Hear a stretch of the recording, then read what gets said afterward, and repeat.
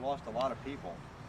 A lot of people through the years have passed on, and we remember them all today. Especially this year, to my knowledge, we've only lost one person. That was Master Sergeant John Westergren, who was our chief of maintenance at Kadena in the early 70s. He passed away earlier this summer. And if any of you know others who we've lost since we last got together, I'd appreciate you letting me know. But this morning, what we'd like to do is just remember and think about the only 2 air crews that we've ever lost due to aircraft accidents. There have been obviously some close calls, and probably some accidents that should have happened that didn't, but these 2 obviously did. And the first one, of course, it happened over North Vietnam, monument behind me. The accident happened on the 27th of December in 1967. It was aircrew S-01, and I'll read the names and just remember these folks if you would. And this is in order of descending rank at the time that they were honored at Arlington Cemetery. Lieutenant Colonel Donald Fisher, the aircraft navigator.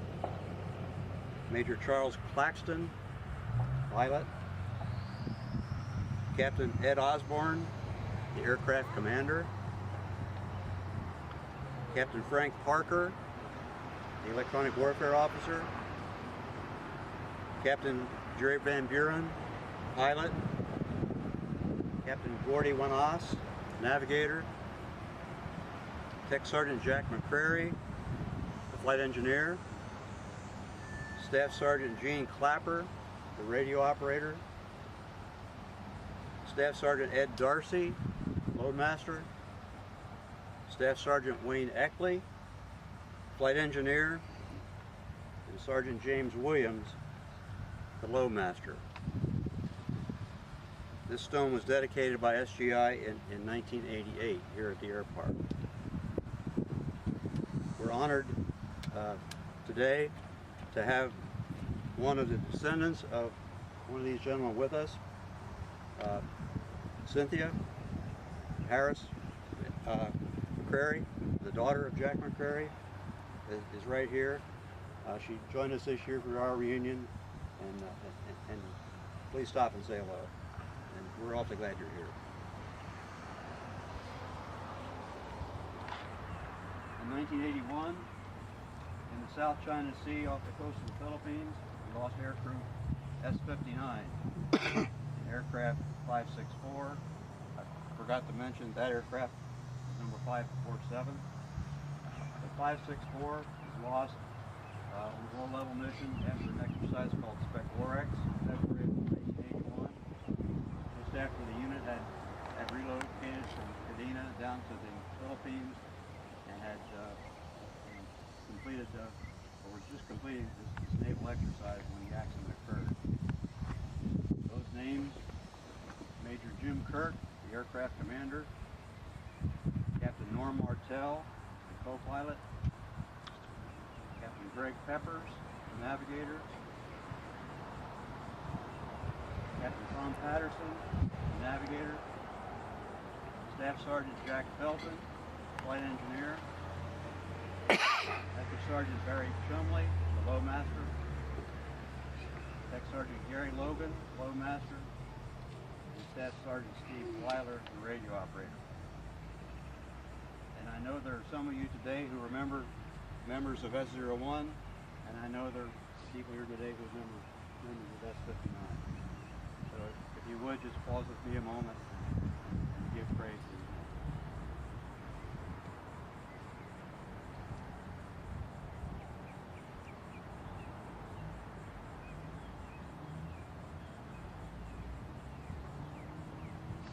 Thank you very much. You'll notice on the plaque there's an error. Somehow this plaque was made. Captain Patterson's name was misspelled as Terry Patterson. His real name was Thomas D. Patterson. So we're trying to decide now if that needs to be corrected or it'll stand the way it is. But if you read that and you recognize that name is wrong, you're correct.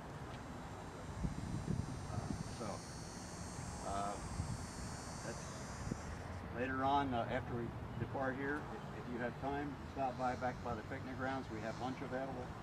And then if you're leaving from here, please have a safe trip to your destination and come back and see us again next year. Okay? Thanks a lot. Anyone who wants to share their pictures, please send them to me at maxtalon1@gmail.com.